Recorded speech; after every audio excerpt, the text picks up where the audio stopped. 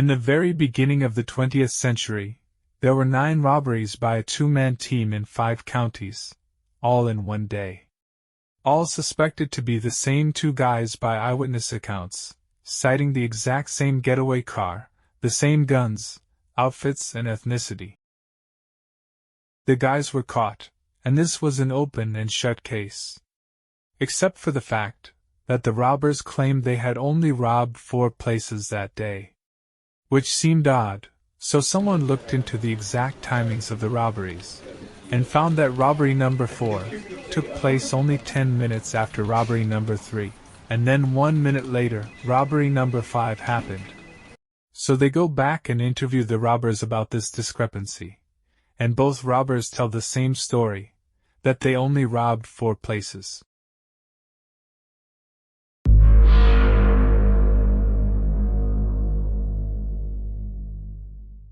A lieutenant at my old department likes to tell the story of when he was a beat cop in northeastern Ohio in the 80s. They got a call of car parts floating in a lake. Fearing someone was trapped underwater, they called in a dive team who found 15 cars parked in a row, all from the 1950s era, about 25 feet below the surface. Due to water damage and rust, they appeared to have been sitting there for quite some time. It appeared that when they were left there, they had been in perfect working order. All identification had been stripped off. The lake was natural and had been there forever. They never did figure out who put the cars there, how, or why.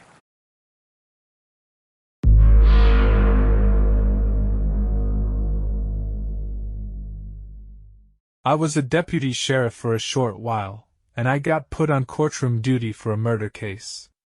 The defendant allegedly murdered his girlfriend, and then cut off his penis to, quote, save them from demons. When I first heard about the case, I initially thought it was just another crazy person. However, once the trial started, it was obvious that this was just a psychopath who tortured a person who loved him and trusted him, and then dismembered himself so that he could plead insanity. And the way he looked at me, it was haunting. He's now in jail for the rest of his life, but it's not something I'll soon forget.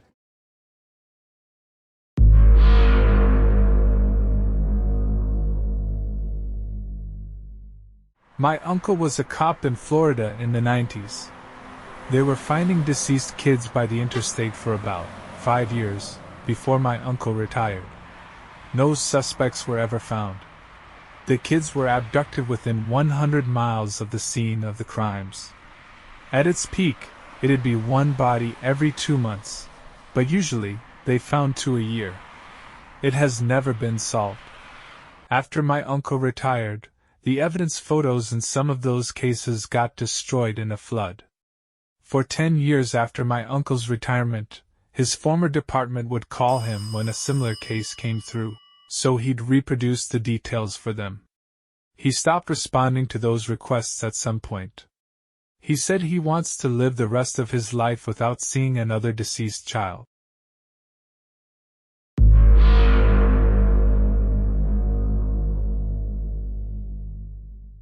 About 4 years ago, I was working the dispatch desk.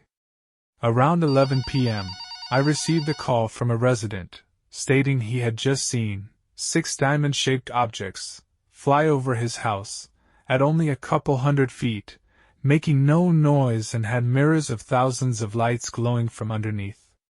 No big deal, I thought. Another crazy calling in.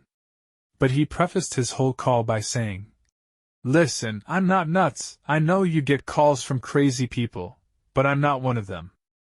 I have all this on video and my whole family saw it."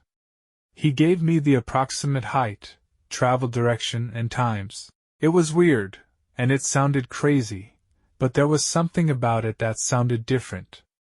So I decided to dispatch someone out there to check this guy out, and more importantly, to see the video. The officer goes out there, sees the video, and writes a report. He comes back to the station, and I jokingly say as soon as he walks in, "So how crazy are they over there?" And with a straight face he goes, "That was something." I had to then call the nearest military airbase and ask to speak to a supervisor at their flight control center. I gave her the time and area it occurred, and she stated that nothing had been in that grid for hours. Then, feeling like a complete smacked ass, I had to tell them that I had to report a UFO. They took the information, and I faxed them a copy of the report, and they said they'd look into it. I didn't think anything of it for 2 years, since we only got that one phone call, and I hadn't heard anything about it since then.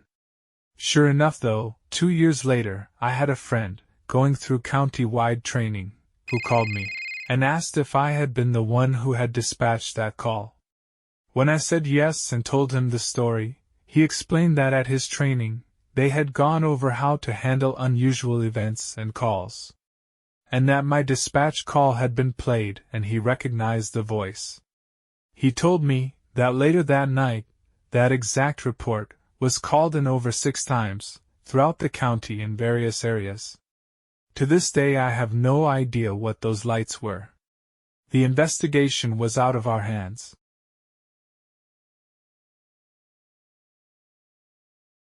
I am working on releasing the other parts of this video in the coming days, so remember to like and subscribe, so you don't miss an upload.